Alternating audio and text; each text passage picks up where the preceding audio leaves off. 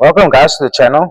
Today we're going to be cleaning and testing these injectors. They are from my Landrover Freelander TD4. It's got a BMW M47 motor in it. These are common rail injectors. So basically what we're going to be doing today is we're going to be testing the coils and then cleaning the nozzle. I think that's all what we're going to do on them. There's not much you can really do. As I said, it's not a recon, it's just clean and test. So for that, we're going to be using the multimeter set to 200 ohms.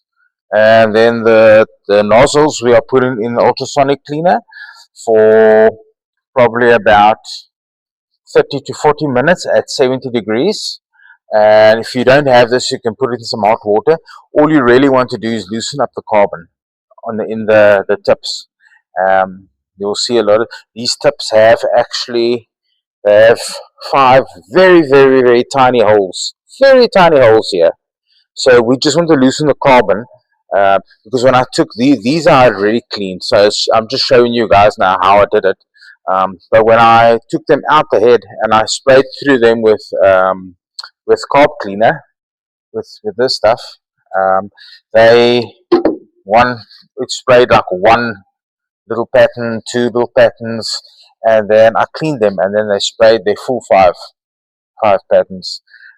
So yes, when I come back into the video again, we will be taking them apart. Well guys, welcome back. As you see, I've taken this nozzle off. You'll see the nozzle's got the cover which goes over this little guy here, and then we have a little pin thing which is dirty. I haven't cleaned this injector, which goes in there, and then in turn everything screws on here. There's a little shim inside here. You'll see, I don't know if the camera will pick it up, but there's like a little shim here over there. That mustn't be like it. You mustn't lose that. Okay, so but what I'm going to do now is I'm just going to test the ohms across the coil here. Actually, there's two pins as well, so I'm just going to hold it like that. So what we're going to do is we're going to test now. There's two pins inside there.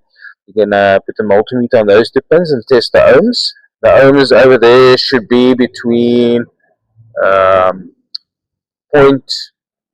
I would say 0.3 to 3.6 to 4 ohms. So and then we're going to test from the coil onto the housing of the injector. If there's a dead short between them, then it's junk. You can throw the injector away or the coil. Then I'm going to take this coil also off to show you guys how it looks underneath. Okay, so let's grab our multimeter. Okay, let's stand it right there so you guys can see. And then what I'm going to do is I'm going to put it on these pins here.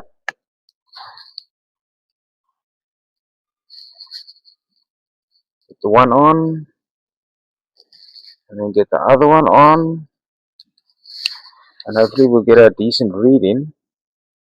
Maybe I've got the one, and I've got the other.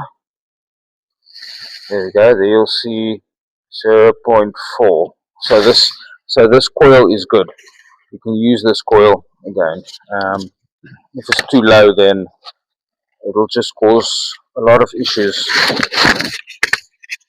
So yeah, that is that. So what we're going to do now is we're going to throw all of this stuff. We're going to throw into the sonograph here, and we are going to adjust it to the temperature to about 70, and then we'll make the time for about 30 to 40 minutes. Okay, let's take this top of this injector off the coil so I can show you guys how that looks. It's quite interesting. Okay, so then what we do is we screw this okie off. just like that. Also be wary of springs and they're jumping out. I know there's one spring that if you don't take it off carefully, you can lose this spring. Okay.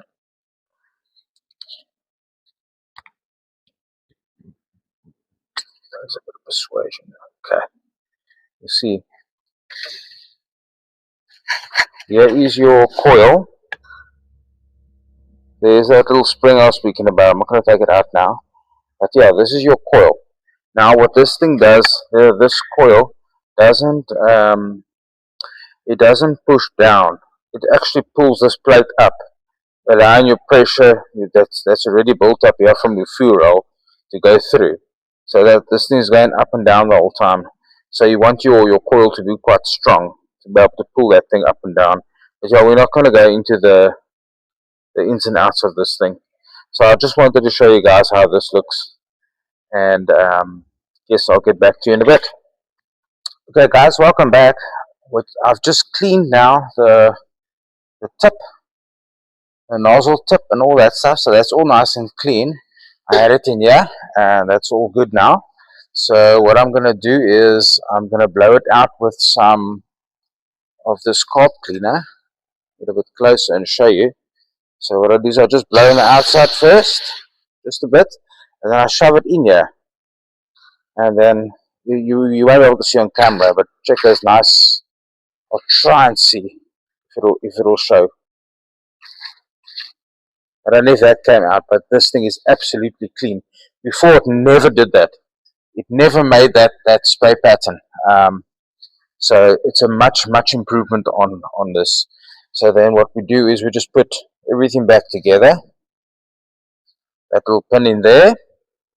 Then you'll cover over. Nice and neatly. You're going to line these guys up nicely. Put that on.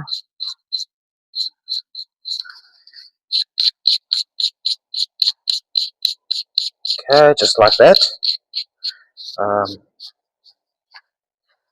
And then your coil itself, make sure your spring is still in there. Then you put this guy on.